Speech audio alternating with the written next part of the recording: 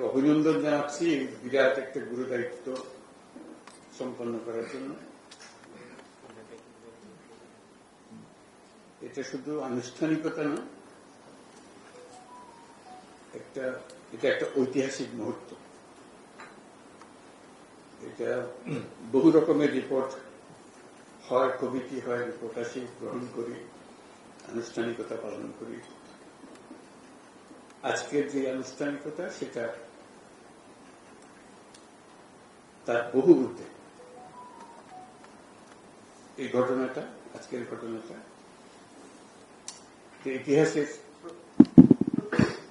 ইতিহাসের অংশ হয়ে থাকে। কারণটা সবাই আমরা বুঝি কেন ইতিহাসের অংশ হবে। কারণ ইতিহাসের প্রবাহ থেকেই কমিশনগুলোর সৃষ্টি হয়েছে। একটা ধ্বংসপ্রাপ্ত জাতি, এই ধ্বংসপ্রাপ্ত জাতি হঠাৎ পুনরুত্থান হয়েছে, মাথা চাড়া দিয়ে শির দ্বারা খাড়া করে দাঁড়িয়েছে। সেখান থেকে ইতিহাসের সৃষ্টি। আজকের এই অনুষ্ঠান সেই ইতিহাসের অংশ। এটা কোনো বিচ্ছিন্ন রিপোর্ট দেওয়ার বিষয় না। আমরা সেই ইতিহাসকে ধারণ করতে পারছি কিনা এবং সেটা সামনে নিয়ে যেতে পারছি কিনা, তার যে অঙ্গীকার ছিল, সেই ইতিহাসের যে অঙ্গীকার ছিল, সেই অঙ্গীকারটা আমরা পূরণ করতে পারছি কিনা, সেটাই আজকে আমাদের প্রশ্ন। এবং আমাদের আত্মবিশ্বাস হতে হবে যে আমরা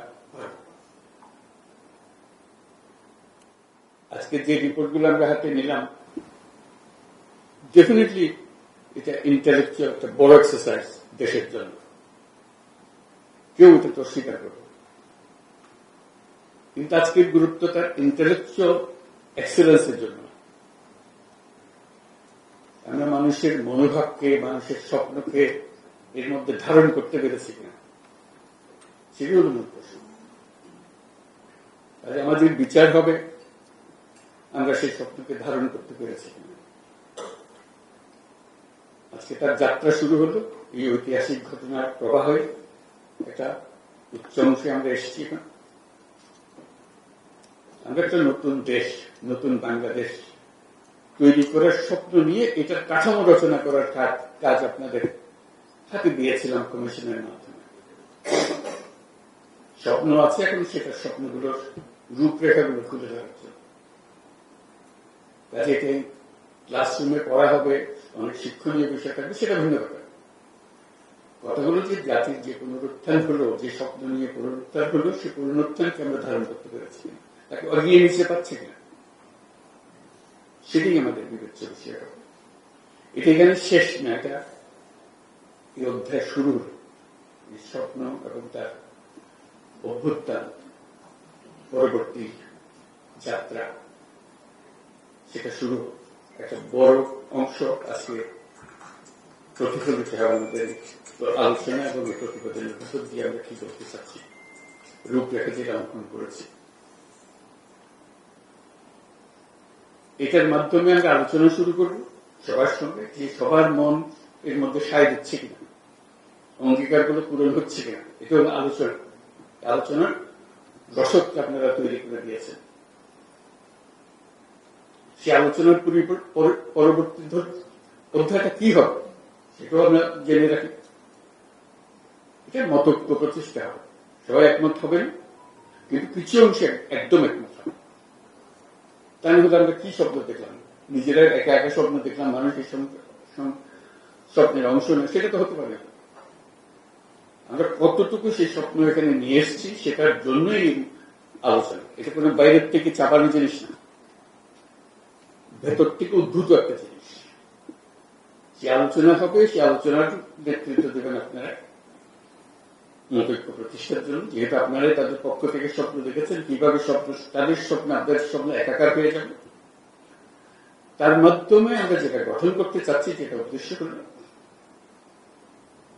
এটা গণঅভ্যুত্থানের একটা চার্টার তৈরি হয়। ওই যে নতুন বাংলাদেশের চার্টার, সেই হবে চার্টার। সেই চার্টার মতৈক্যের ভিত্তিতে হবে। নির্বাচন হবে, সবকিছু হবে, কিন্তু চার্টার হারিয়ে যাবে। এই চার্টার থেকে যাবে ইতিহাসের অংশ হিসেবে। এটা আমাদের জাতীয় কমিটমেন্ট, এটা কোনো দলীয় কমিটমেন্ট না।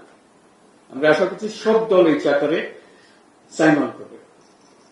ওই যে বললাম ঐক্যমত, যেটা তখন এটা আমাদের বাংলাদেশ জাতি একটা সনদ, যে সনদ আমরা বুকে নিয়ে অগ্রসর হব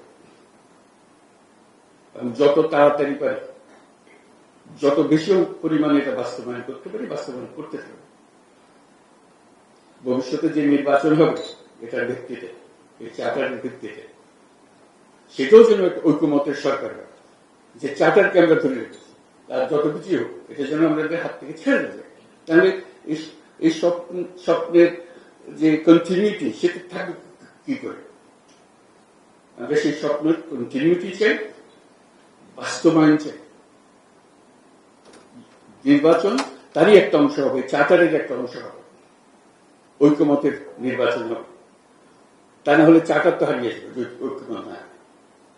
সেইভাবে আমরা অগ্রসর করতে চাই। কাজে এটা খুবই গুরুত্বপূর্ণ জিনিস, আমাদেরকে সেই গুরুত্ব অনুধাবন করতে হবে এবং তার জন্য এই যে পরবর্তী অধ্যায় শুরু হবে আলোচনা, সেটা কিভাবে আমরা করবো সেই ঐক্যমত নিয়ে এসে আমরা নতুন সরকারের দিকে চলে যাব, সেটি হবে আমাদের অধিকার। এবং তারা এই চার্টারকে ধারণ করে এটা নিয়ে অগ্রসর হবে।